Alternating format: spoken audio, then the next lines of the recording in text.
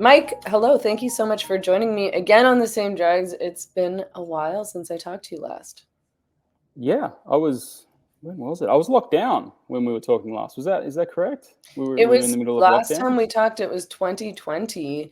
And I remember that you were trying to get out of Australia. Were you in New Zealand or Australia then? Australia? I was in Australia. Yeah, Yeah. I was And in then, Victoria, so the harshest lockdowns on the planet. Yeah, I guess in the Western world. Yeah, it was pretty crazy. yeah, like you were trying to get to America. And I sort of remembered being like, oh God, that's terrible timing. So I'm presuming you didn't when did you ever make it to America after that? What happened at that From point? since 2020. Never. I never went back. I spent some time in the UK, and I was trying to sort out a visa there, and then came to the end of that, and then back to Australia, and now I'm in Germany, living in a barn. How like and so you so I mean how were things? I know this is sort of going backwards a bit, but I'm curious to know how your experience in Australia was through all of that. It wasn't good. It was terrible. Like I think that it's kind of hard to explain to people who weren't in Victoria at the time. And it's not just Victoria. I was in the city. I was in South Melbourne, and so there were police. I'd run into police every time I went outside, and so it wasn't just lockdowns and really absurd rules. Really, it was enforced absurd rules, and so yeah, so you were threatened, and um, I was walking down the street once and had my nose out of my mask, and for I'd say 300 meters there wasn't anyone in a kind of in a circular diameter, and two police officers came with motorbikes with sirens, and then gave me a dressing down about Oh my having my God. nose out of my mask. And Wow. so it was pretty crazy, and also the kind of the information space was in lockdown as well.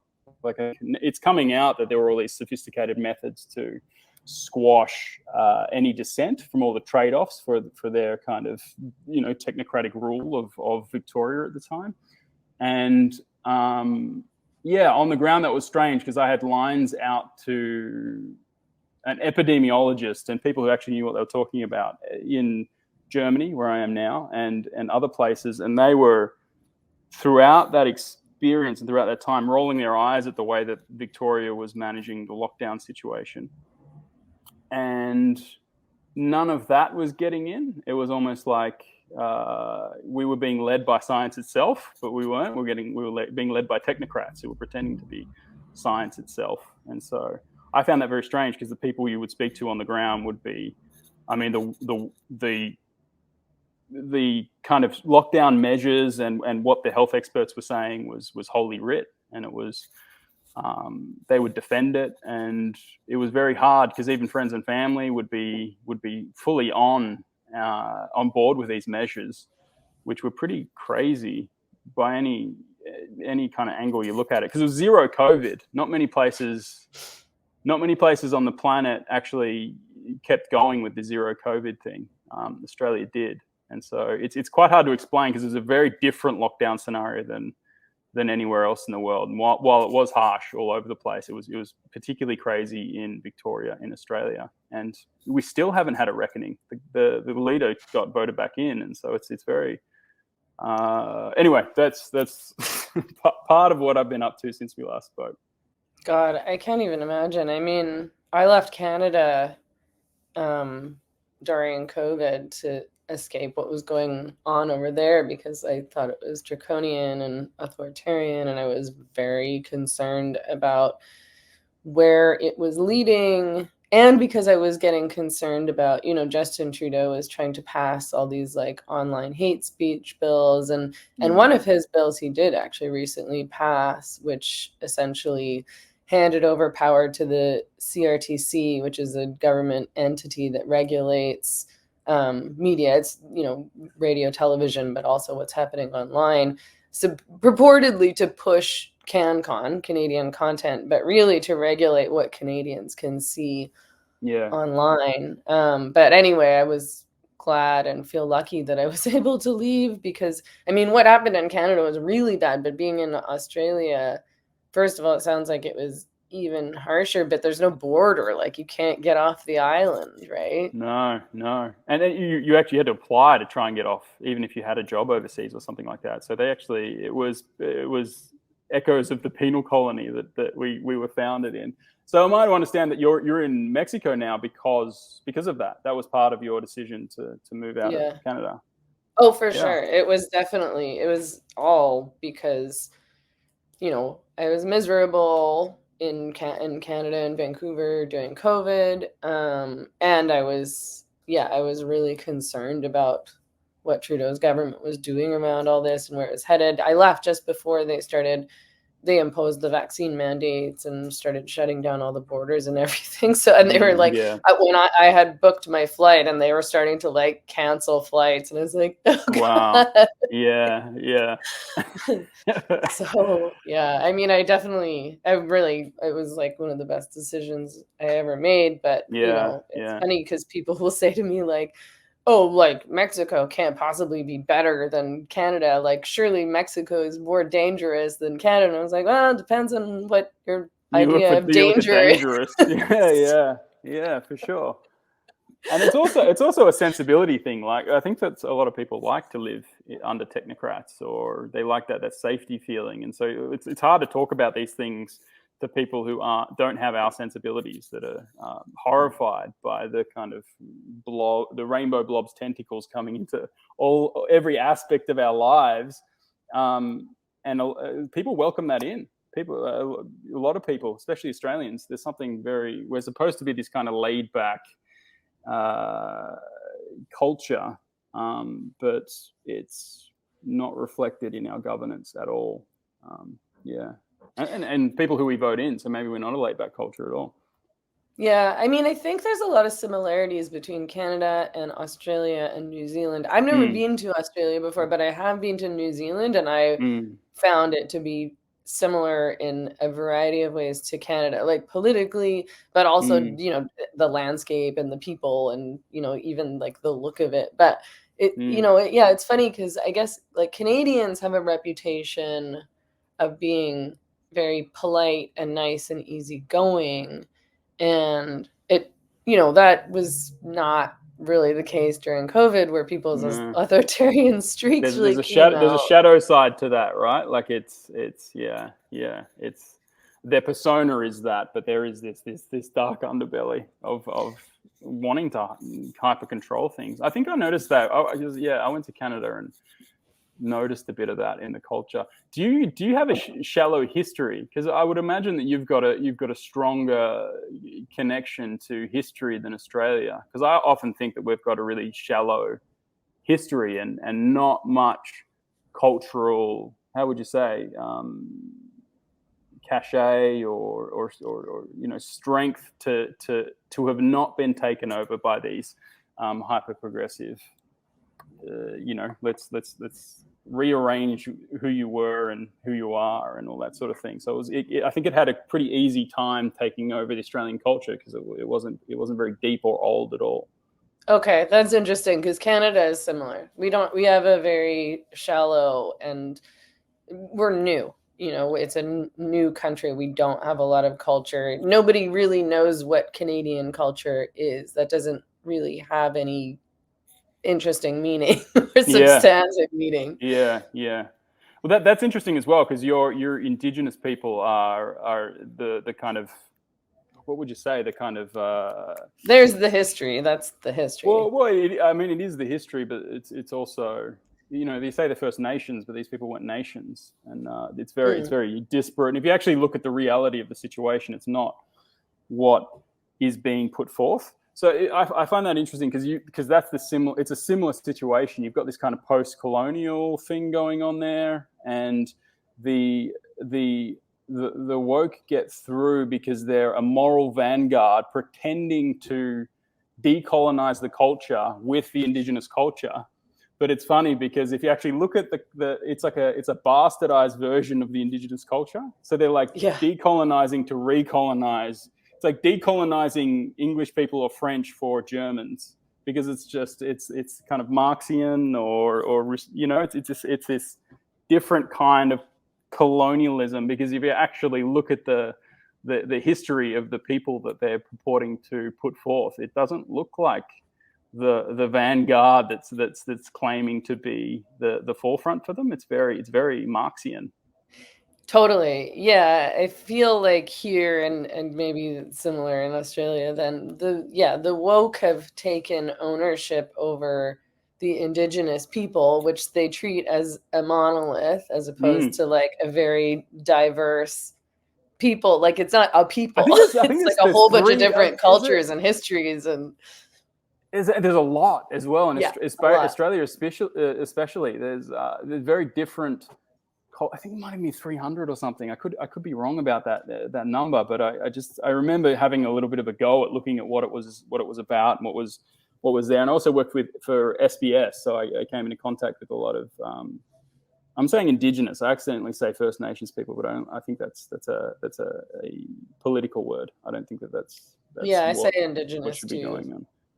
But it's very complicated, and there's a lot of different people and different views and different tribes, mobs we call in Australia, and it's definitely not a monolith. And to claim it is in order to do something with that is a bit strange, I find. Yeah, well, and there's also this sort of glorification of the indigenous people and this sort of treatment of it's like a very black and white thing, which, happens with regard to narratives around race a lot, which of course, but like it's like good versus bad. So white colonizer, bad, like white culture, whatever that is, that's not a thing, is bad. Yeah. Indigenous culture, good. These were like the peaceful people, community, the noble no savage warring, no raping, fallacy. and it's just not, it's not true. And it also makes their history not interesting, because you've got this Marxian moral vanguard who is speaking for the indigenous culture, and they've got a very interesting and non I guess black and white past. There's all sorts of interesting stuff that went on there, and you don't get any of that. You get complaint.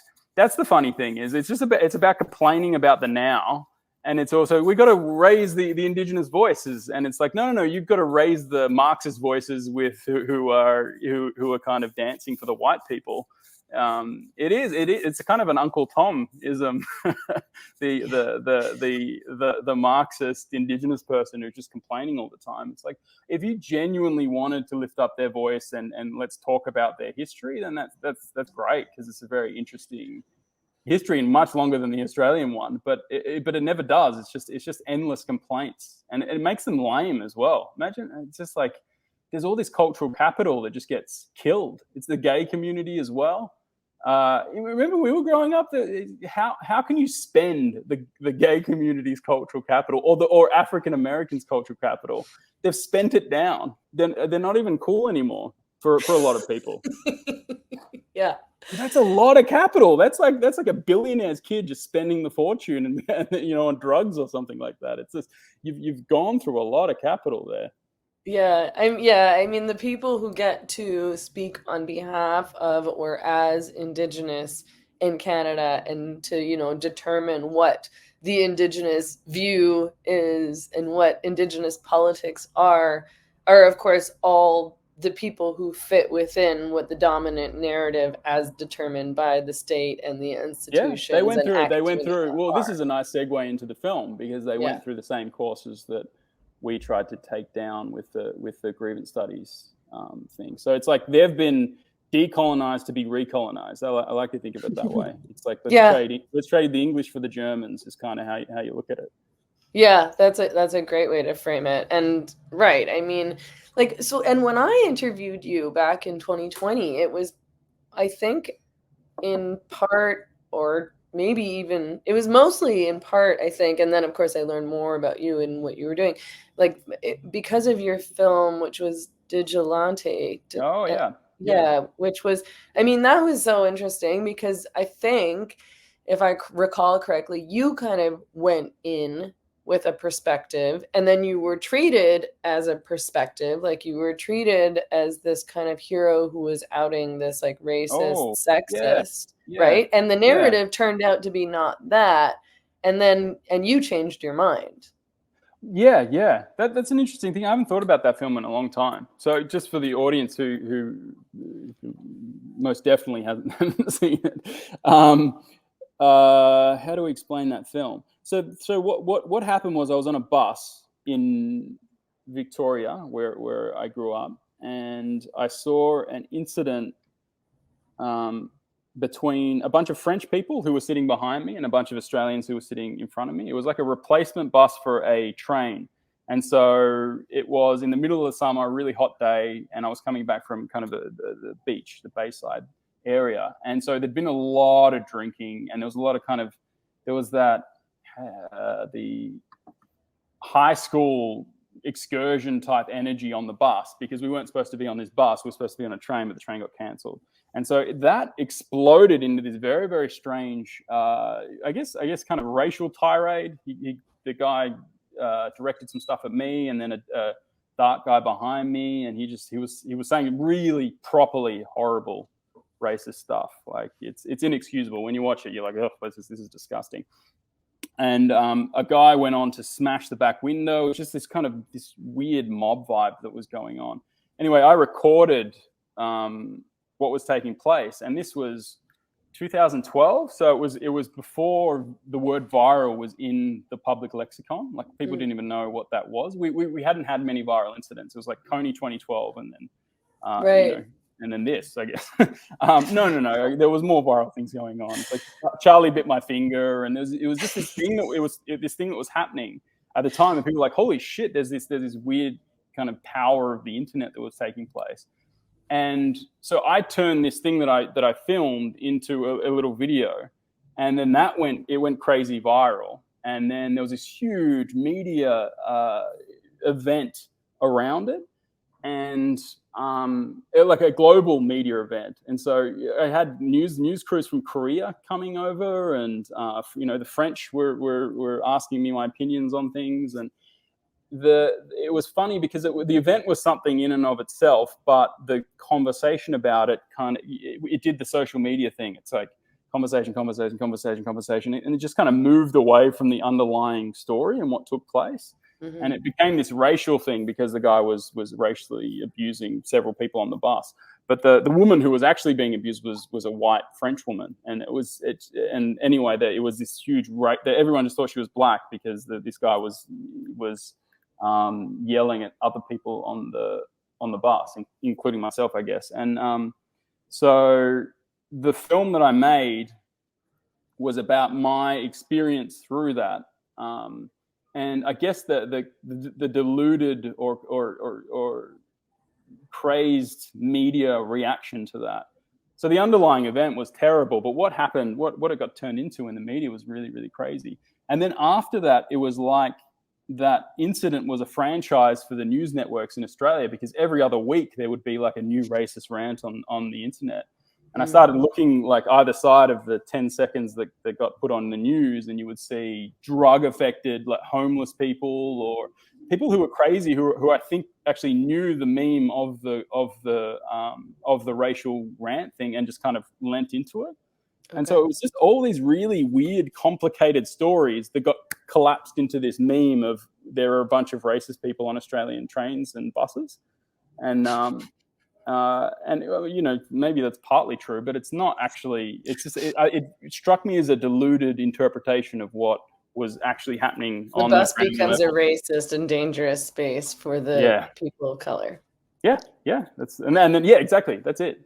And so it perpetuates the kind of theory conception of reality that the world. It's like aggregating all these racial incidents to make it as though every time a colored person gets on a train, they're maybe going to get abused or something like that. And so and that narrative has continued since then up until now in more America. It's gotten continues. crazy. Yeah, I mean, The it Jordan preceded Neely situation, right? like it's like a mini version of the Floyd event. It's like it's this the media creates something that it's just this huge. It's operating on a kind of mythical level. The gods of culture, the gods of power are working their way through these stories, these news stories, and they get so big, and the reaction to them is so huge. Yeah, and that's not to say that the underlying events aren't something, and maybe we can react to them. But when in history have we been able to react to these like news instances with godlike fury? It's a really interesting, weird time to be in. Anyway, so the film that you talked about was Digilante. It was I made a film about that many years later. For ABC, a television network in Australia. Right. And that's probably why I heard about the Digilante film then. But yeah, I mean, it's funny because you're right. Like, we're responding to these kind of these minute situations and what should be like almost private situations that nobody would ever heard about, and we're reacting to them globally, and they're defining our politics and our political narratives and our cultural narratives in massive ways. I mean, and that's the thing that curates them. The culture curates them. So everything kind of happens, but then the culture curates the stories. I used to think I called it worldview proof. It's like you've got a tribe that thinks a certain way, and they like to aggregate worldview proof, and it's true of all the internet tribes. And so it's like they're these communities that collect things that prove the way that they see the world, and then that's what you have. That's a kind of siloed bubble where it's hard to see out of that. It's like even myself, like I can see, I know what's happening. And I've, with editing footage and thinking about these things a lot, I think that I would imagine that I would have a decent ability to hold back from it. But occasionally I'm right in there as well. So it's a very different time. And I think news is creating a kind of hallucination, I guess people, it's these communities getting together and actually building like a pseudo reality. Because if you actually take each of those stories and dismantle them from the context in which they are presented inside these hermeneutical tribes, they're very complicated and they're very scattered all over the world. It's not this concentrated thing where all these people are getting, like all these black people are getting shot. It's like for every black person that's getting shot, there's a kind of another white one over here, but that's not curated into the worldview proof because it's against the view of the world. Right. Yeah, exactly. Was that film and that situation a major turning point for you in terms of how you started viewing the narratives around race and racism in the West, or actually globally, maybe? I would say. Yes, I'd say definitely so. I thought that the conversations around race and I mean gender for that matter, all those kind of isms, I thought that they were coherent. I thought that maybe there was some kind of marketplace of ideas, and to talk about these things in a certain way would help people's morality. And I just saw how crazy it was and how disconnected it was from the underlying story. And I guess it gave me it kind of shook me out of it. There's nothing like being in the middle of a viral event and watching the way people talk about it, because it's just chatter. It's just weird chatter that's not really connected to the experience you have when you're in the middle of it. And so I've been in the middle of not many, but quite a few kind of viral events now, and then watching the way people talk about it, it's good for your perspective on believing less or something like that. I just take news less seriously in that sense. And so from a kind of, I guess, it did eject me from the zeitgeist in some way. But I'd been working for the news before that, and there were a lot of instances while working for the news that kind of make you doubt it. And so I guess it was the culmination of quite a few experiences that really kind of ejected me from that zeitgeist morality, or whatever the fuck that is. And I guess so. You of course were connected to Brett Weinstein and then of course the Grievance Studies Affair over in Portland.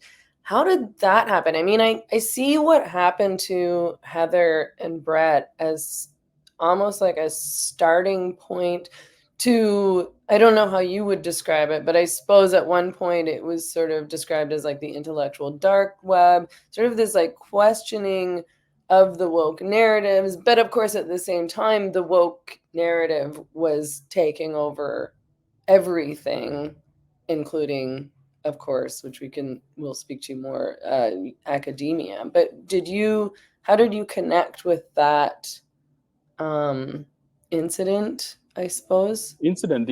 Okay. The incident. Well, how does it? How does that? I always call it the intellectual dark web. Gamergate plus PhDs. That's kind of what that was. It was like Okay, Gamergate that's already interesting. happened, and then it was all of a sudden people in tweed suits who spoke intellectually that were just like moving that movement that was going to happen at some point. And then they took a hold of it. So a collection of people took a hold of it really well. And so yeah, that's what that is. But I guess that's kind of, it's like a weird inside baseball kind of thing. I mean, what? So how did I the question itself was, how did I get How did you? involved? How did I stumble into the Evergreen thing? Right, yeah. What happened at Evergreen? What year was that? I'm totally. I think must have been around 2020 or I think it was a lot. It's an older event. It was around when Evergreen. 2016, 17 or something like that. Okay, 17, yeah, that's 18. totally. It was when Trump came in, and you had that kind of that hysteria around the devil incarnate being elected in the US, and so you had all these kind Mm. of witch burning I think moments. the reason was thinking 2020 was because that's when Benjamin Boyce's films Oh about the yeah, yeah, situation came out. yeah, But yeah, yeah. obviously they happened earlier. So when did you become aware of like the Evergreen Affair, Brett Well, Weinstein? there's kind of two things that move into this. So I was interested. I mean, it is an extension of the Digilante film that I became interested in the institutional how this moral zeitgeist took to the institutions in this really kind of fierce way, and a lot of people calling it the Great Awakening. I initially thought it was an internet phenomenon. I thought that it was, and I still think it is to some degree. But I started looking into what the hell this thing was. This kind of fervent Puritan, New Left movement. I was wondering what the hell it was, where it was coming from, and why was it taking over the film industry? Because you had this really technocratic, bureaucratic element within the film industry who were only funding and awarding and selecting people based on their message, rather than it was message over content. And so all of a sudden, all these people who knew how to play this weird political game were the ones who were getting all the opportunities. And so I was interested in that, and I was interested in how it was affecting news, because I was working in a newsroom at the time. And so I started hanging out with people I saw as kind of hardcore advocates for this stuff, protesters and things like that. And I noticed that they spoke a certain language. They'd all read the same books, and a lot of them had gone through these identity studies courses. And so you can trace their language and concepts back to the university. And then I started sitting down with all kinds of academicians and gender scholars and all that sort of thing. I think we might have even spoken about this last time we spoke. And then that led to just being inside this network of dissidents, I guess, academic dissidents.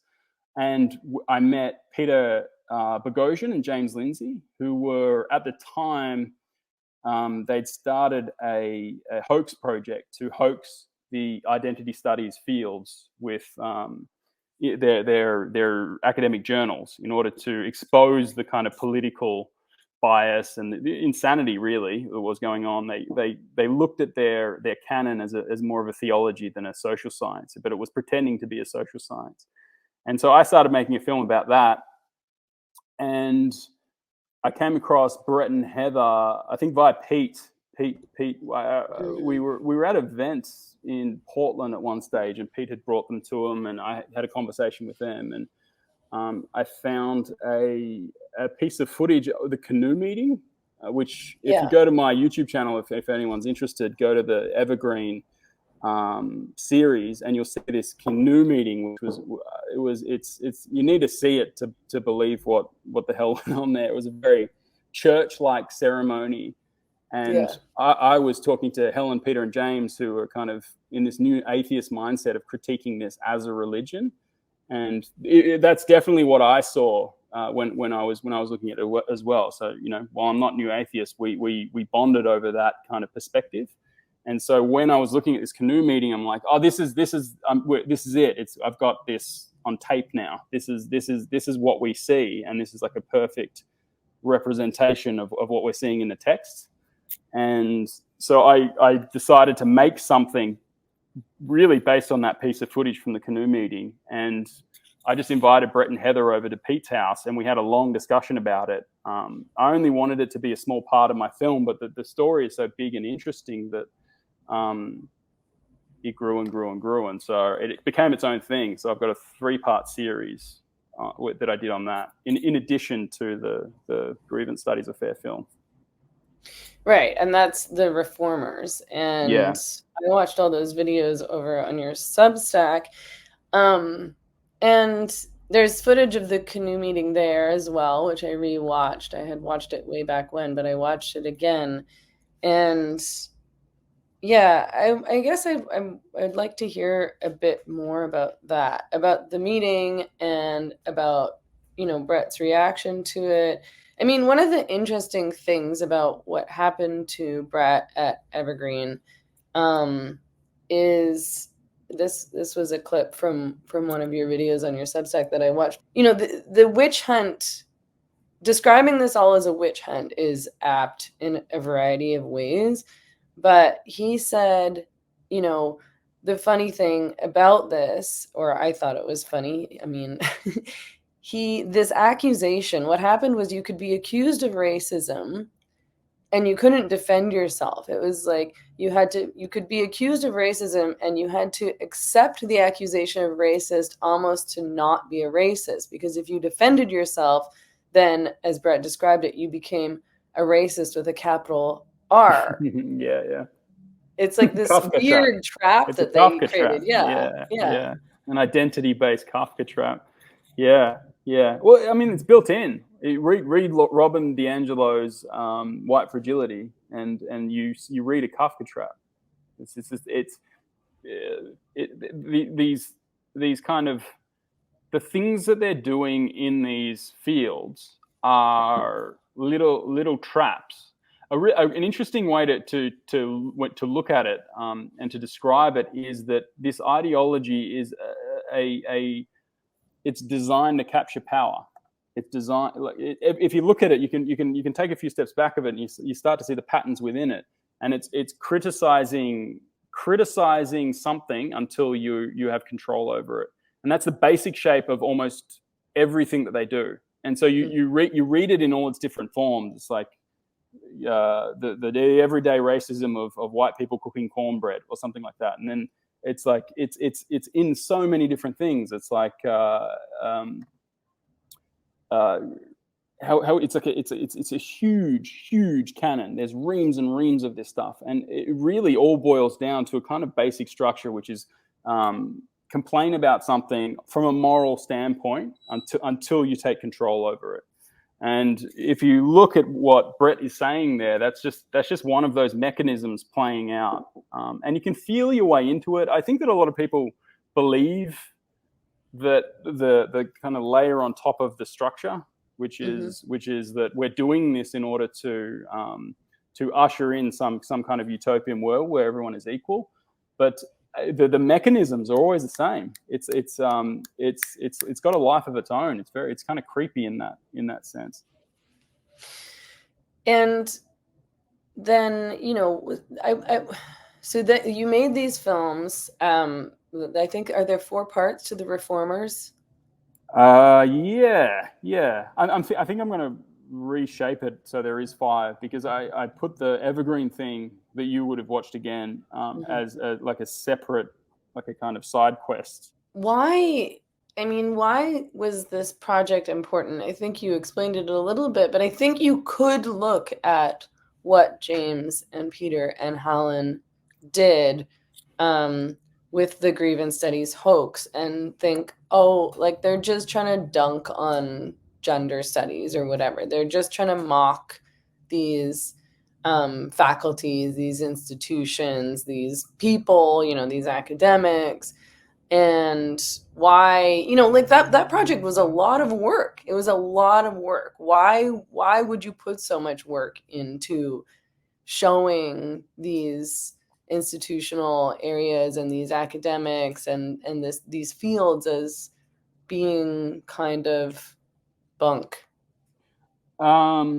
Because they have the status of the clergy, because they've got the PhDs. It's people. I was like this when we first stepped to it, right? Like I wasn't immediately like Peter, Helen, and Jim saying, "Oh, these people are lost simpletons," or something like that. For a long time, I thought, "Oh, they're definitely talking about something serious, and they know what they're talking about. They've got PhDs."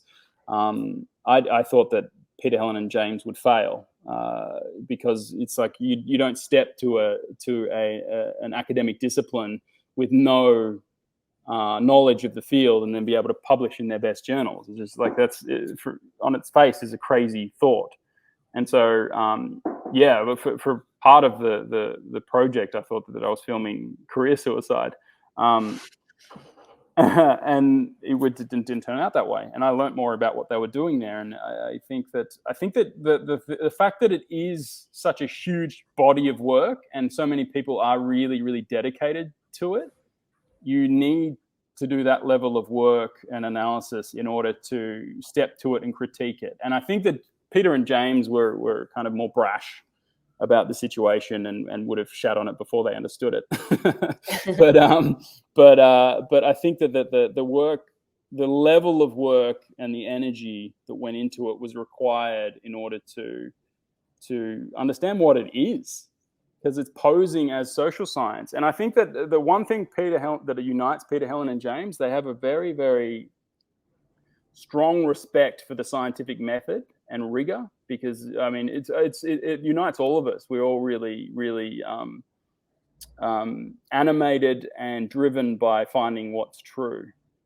And so when people on scale, like when flat out disciplines are subverting that for some kind of political end, I think it motivated them to do something about it. And it's extremely difficult to do something about it because these people have PhDs and wings of the university. It's like, how the hell are you going to critique that from the outside? It required the amount of work that they did in order to be heard. And still, I don't think they're being heard, not from the inside.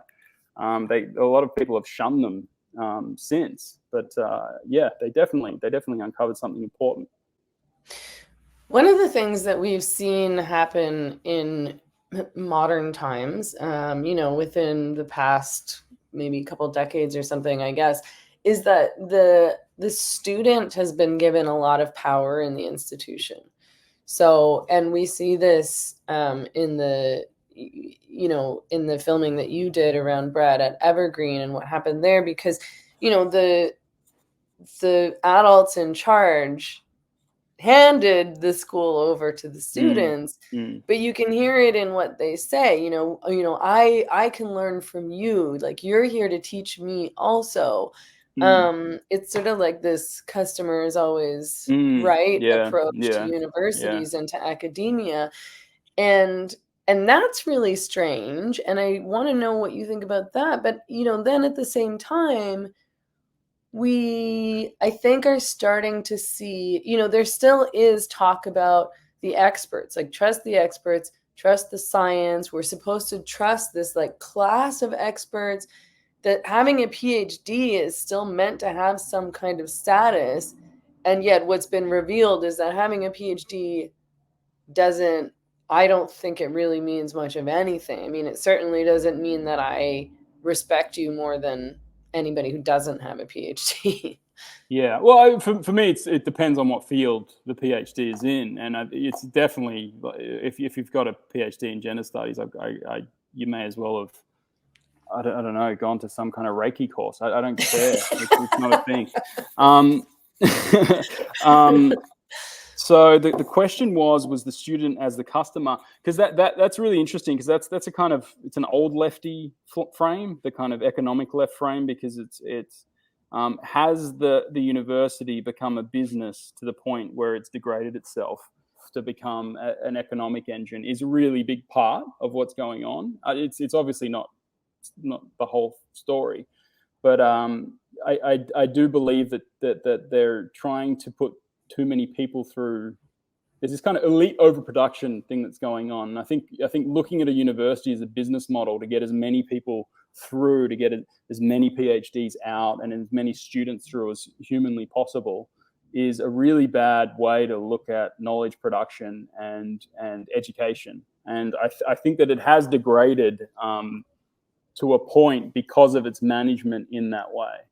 And I think so I think that this elite overproduction is in this, there's too many people there's not enough jobs to go around, has created this sharp elbow situation, and then an ideology that's about gaining power and cutting out the competition. It's like the intersectional pyramid, you can cut out white men pretty well. And so while it practically it is a kind of it is a weapon you can use in the kind of sociology of the university in these workplaces. Most people know that. I think that the people are using this to get opportunities beyond their capabilities, and whether they believe it or not, it kind of doesn't matter. At the end of the day, a lot of people are being the idea of meritocracy is falling down, and a lot of people who don't deserve to climb up hierarchies are climbing up hierarchies based on this kind of equity agenda.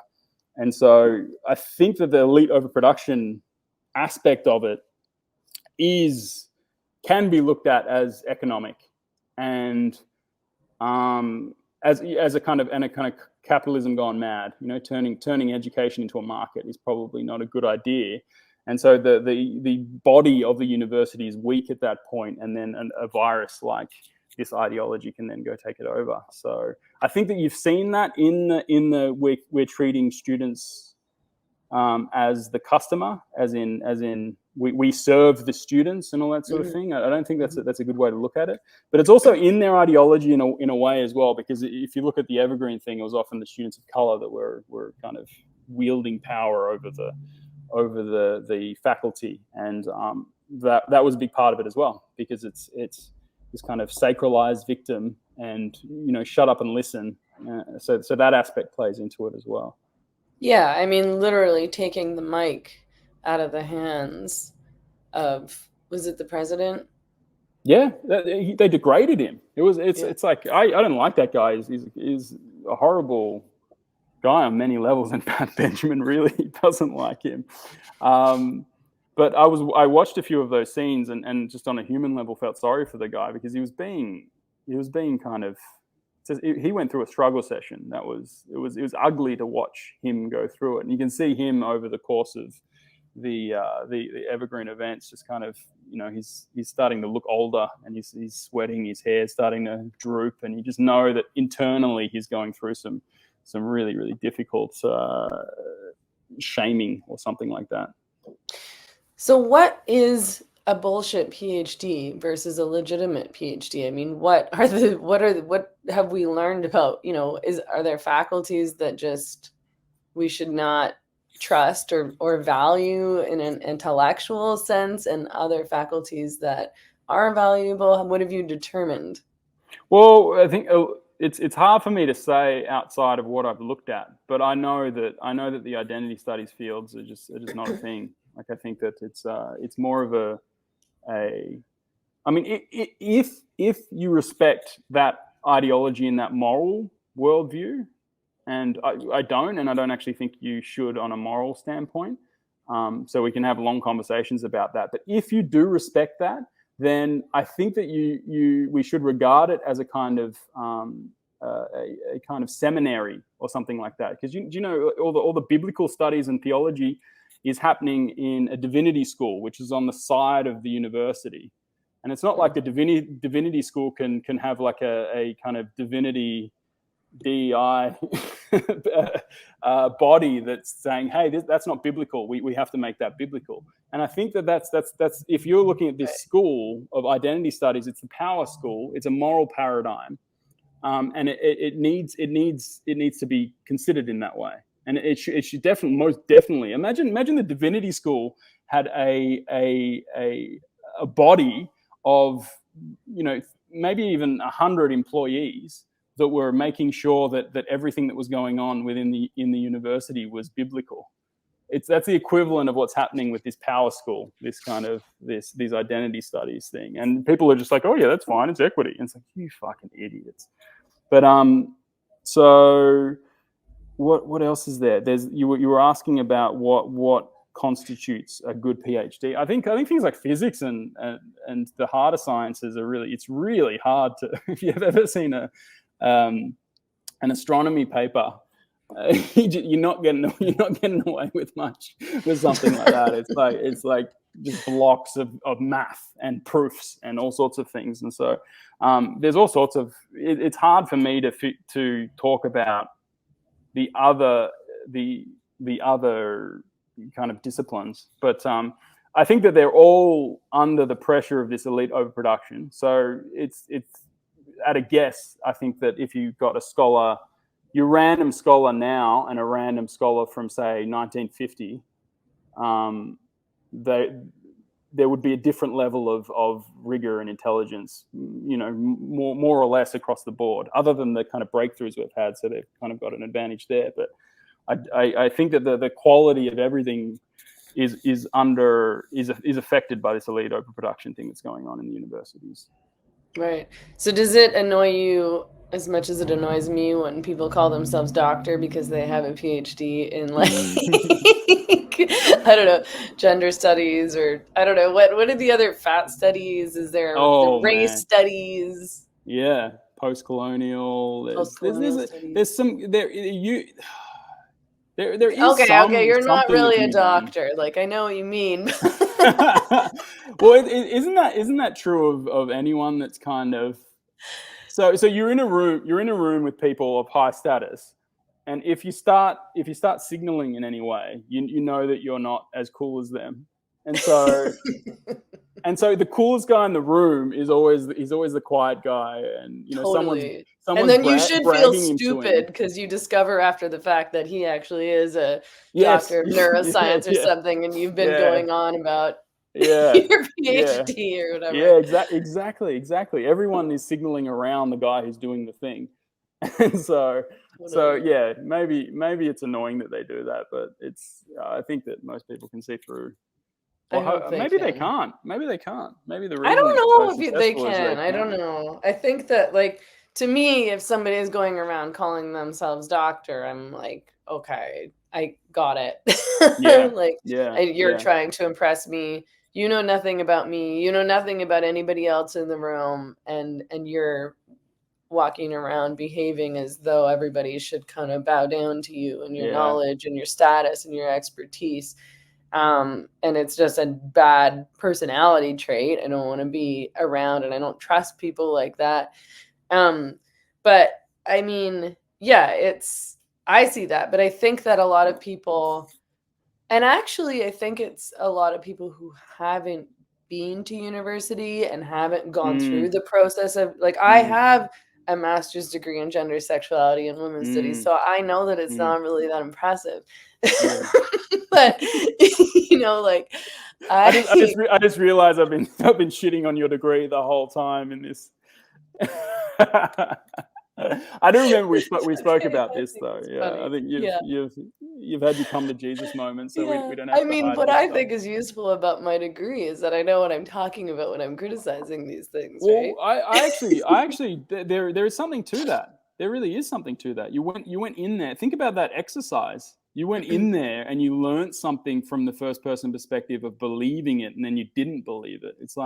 Yeah. It's like the kind of adult version of Santa Claus or something like that. It's a really important cognitive lesson to be inside an ideology and then eject yourself from it. You've got some. I think maybe I don't know if you believe it, but maybe it was worth all the I struggle think it and was money totally and worth it. I mean, yeah, what I that I'm able to see it for what it is, and that I'm able to criticize it from the perspective of having been it, mm, right? Like, and mm, I understand, and I can do that in a variety of ways because I also came from the left, and I mm, was a socialist for so many years, and I was the one who was like too like more left than everybody else, and everybody else wasn't left enough, and everybody else wasn't yeah, feminist enough, and yada yada yada. So I think I can see exactly what these people are doing, and when I'm mm, criticizing it, I'm not criticizing it as an outsider, but I'm criticizing it as like an ex insider, so it does mm, offer me some kind of credibility, I think. yeah, yeah. Well, But that's what the film the underlying film of the reformers is the underlying project of the film reformers is that is going in and um, proving that you can publish with the best of them. That allows you to critique something, and I don't care what people say about the the process or the immorality of the kind of being undercover throughout that. I think that it's like read the scoreboard. I think that the scoreboard says that 7 papers were published, and we don't even have to talk about the other ones that were very likely going to be published for when the group got busted. But 7 papers in leading journals, well, maybe one or two of those was a pretty shitty journal, but leading journals, it's very difficult. Scholars, if you're at the height of your field, you're still popping champagne if you publish a paper.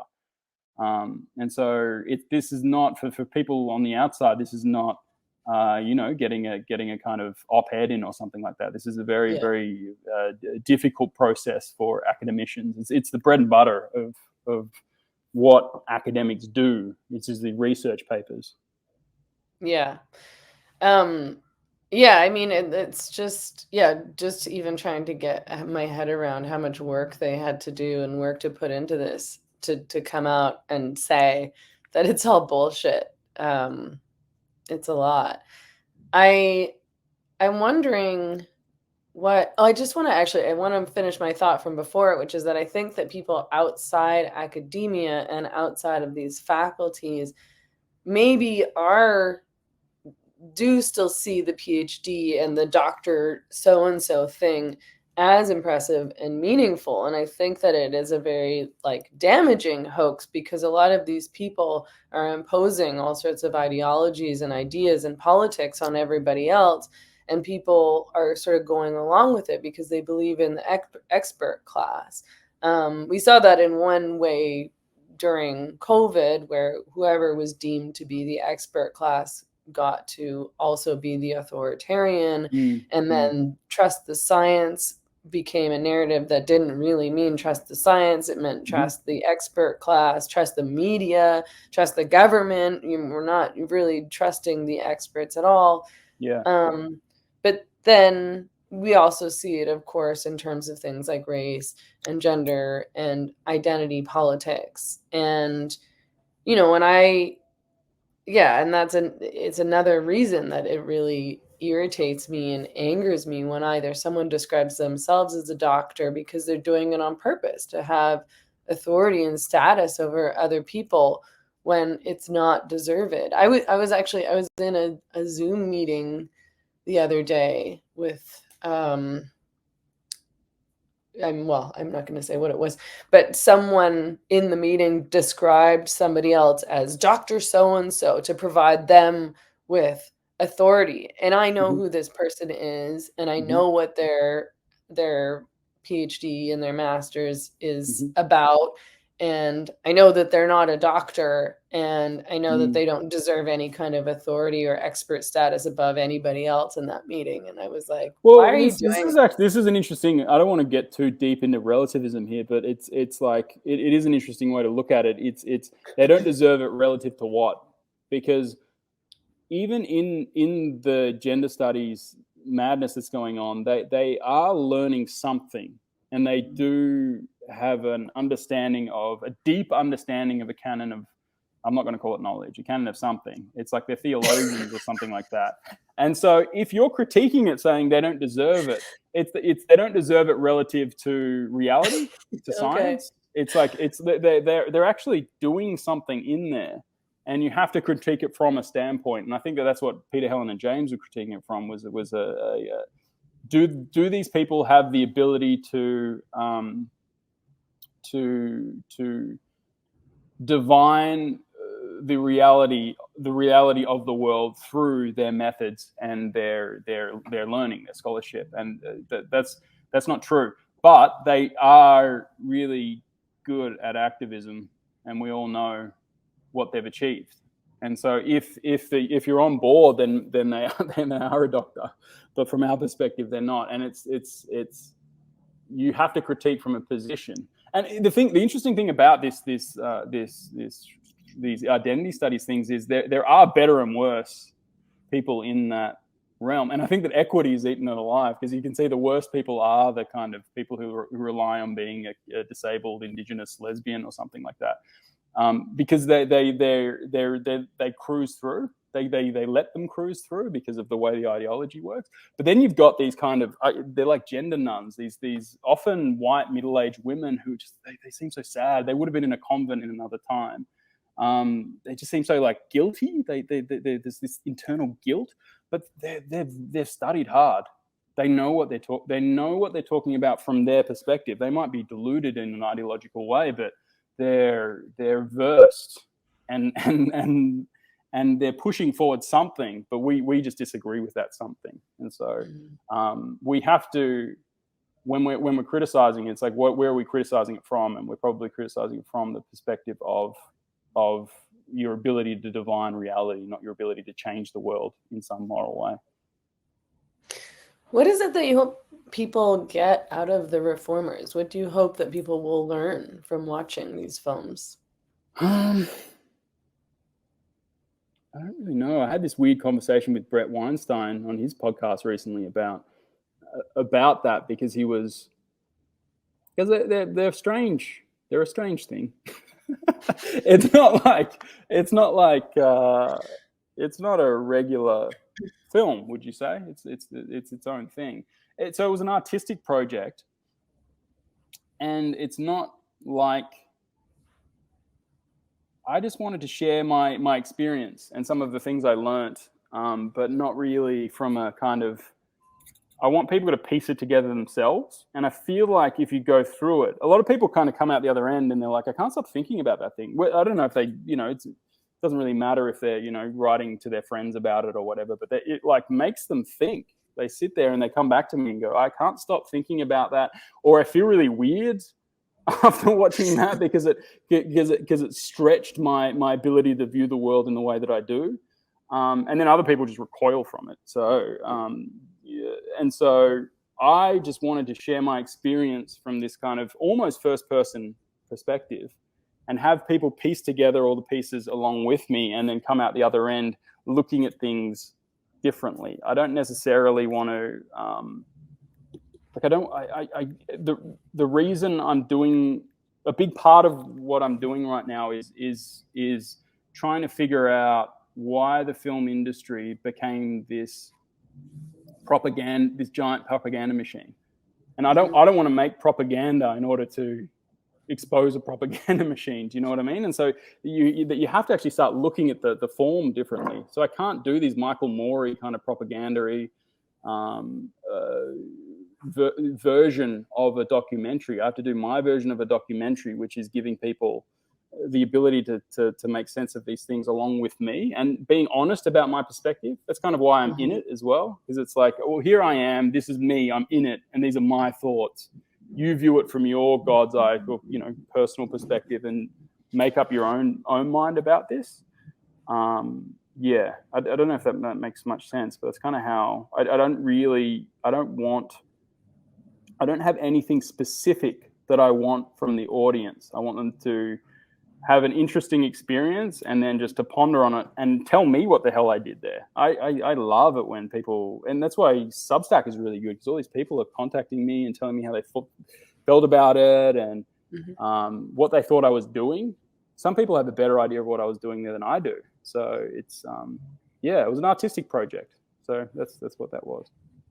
Do you think that academia is, do you think that we can change things in that institution? That institution has so much power in our culture, and it's done so much damage, and so much of it seems pointless at this point, yet people are very invested in going to university, getting these degrees, maintaining these faculties, maintaining that kind of class of experts. And I don't even know why, because I was on track to do a PhD in women's studies, and I didn't. I decided not to, and veered off into journalism and obviously doing media and writing instead. Out of the pot and into the fire, so what is that? Out of the pan and into the flame. That's Yeah. I'm obviously really glad that I made that decision, but it's not like, it's not like it used to be where if you got a PhD, you would get a great job, you would get a tenure track position, and you would make good money, and you'd be able to retire. It's now you can get these PhDs, and then you still kind of have to struggle, and you still aren't making great money, and you're a sessional. It's almost like, why? Yeah, no, it is. A lot of our institutions, cultural institutions, have become Ponzi schemes. It's like there are these old. You look at the kind of guys who came up in maybe 60s, 70s, 80s who did really well, but there's not enough room for that kind of thing to happen anymore. And so I really do believe that's a huge engine underneath the whole why this kind of woke ideology became so popular, because it's a really effective tool for kind of sniping people in these knowledge workspaces, and I think that people believe it while they do it, but it's like people do things for multiple reasons. One might be to get Gary the fuck out of that position so I can get in there, but you know what? I'll bring in the equitable utopia while I'm at it. You may as well. So. Yeah, I forgot what the question was. Where were we heading with this? Well, I guess I guess what I'm getting at is academia redeemable? Do you think we can change things? Are things changing? What do we do with academia? Do we just can we get rid of all this stuff, or do we, reform it from the inside? Reform it. We're not on the inside. So I've got that reformer energy. I think there's something seriously wrong with especially the humanities. I think that they're all being interpreted through this ideological frame. So there's something like, they're almost like pre-modern, what do you call it? Like monasteries or something like that. They're kind of creating knowledge through a moral paradigm. So I think that a lot of it is in deep, deep trouble. But people like my sister are doing really good work, and she's working in that world, and there's still people who are kind of alert and alive, but I'm not optimistic. I think that it's the kind of ideologies marbled through so much of the output, and it's kind of scary how deep all this stuff has gone into harder sciences. You would think that they would be immune or something like that, but it's becoming more and more clear that they're not immune at all. Like things like nature are, it's less true of the hard academic journal Nature, but like all the things around it, like the Nature magazine and the social media stuff is really crazy, and they do publish some really weird stuff. And Nature's your foremost science journal, and so when that starts happening, you're like, Jesus, that's like, we've been talking about this for how long now? Maybe we've been the canaries in the coal mine for or at least trying to bring evidence of all these dead canaries to the world for well over 10 years now, and it's like we're going full Soviet at this point, when you're that deep into hard sciences. So I'm not, and people still don't talk about it. They don't talk about it properly. They just, the interesting thing. So I hope I'm not going on too much of a rant here, but another interesting thing is that when you talk to lots of academicians, I can explain the perspective from the kind of, the scientific perspective. I am science. No, just from a critique from that standpoint. And the academician in health or whatever it is will say, yeah, so. And it's like I have to keep talking to them. I'm like, have you heard what I'm saying? Do you understand it? And they're like, yeah, and they do understand it. And so when you're sitting there, you're levying a critique that you think is going to take the perspective down, but you get a so this is what I believe. It's an interesting position to be in. Yeah, I mean, this is not the sciences, but I was talking to this kid at the Apple store in San Francisco last year, and he was telling me that his job as he was like a research assistant or something like that, and his job was to rewrite the history books to add the post-colonial narrative back in, right? Essentially, it was the genders, rewrite the history books to add all this gender queering, post-colonial, non-racist narrative into the history books. I was like, if anyone's watching this, look up. I think it's on YouTube. Look up a film by Adam Curtis called The Living Dead on the Desperate Edge of Now, episode 1. We're laughing, but we shouldn't be laughing. Once they start messing with history, that's literal 1984. That's really engineering people's consciousness in a really scary, ugly way. So that's. He was quite proud of himself. Oh, Jesus. I'll let you go. I know it's late for you there. It was really great to talk to you. This was an interesting conversation as always. Good to chat. Tell us and everyone where they can find the reformers in your work. All right. So I put episode 1 up wherever it can get eyes. So that's free. Just everyone take a look. It's pretty entertaining or interesting just based on itself. So if you don't want to go on to see the rest of it and pay me the $7 to get through, then you can just watch that and enjoy that. You'll put that in the show notes. Yeah. Then? So yeah, just do that because I'm writing more now, which is good because I got, as you might notice, I got these kind of scattered thoughts, and I really should be kind of getting them down and testing myself, and so I'm writing more in research for my next film projects, and so the Substack that I'm doing is called The Process. So it's just recognizing that I end up doing a lot of research for the films and the things I do, and too much. I make films so people will let me do research. And so just recognizing how much of that is interesting and people might want to be on board for that. And recognizing that the internet, you have to give someone something constantly, otherwise they kind of forget you and you can't make a living. I just decided I'd start the Substack and call it The Process and just let people in on the things that I'm looking at, and they can support my development for major feature films. So I'm in the early stages of starting to tease out 2 or 3 angles that could become feature films. And if you want to support my work and just see where I go on the path to figuring out what's next, then join that. Awesome. Thanks so much for talking with me today. I'm so glad that we were able to do this. Yeah, cool. We'll do it again soon.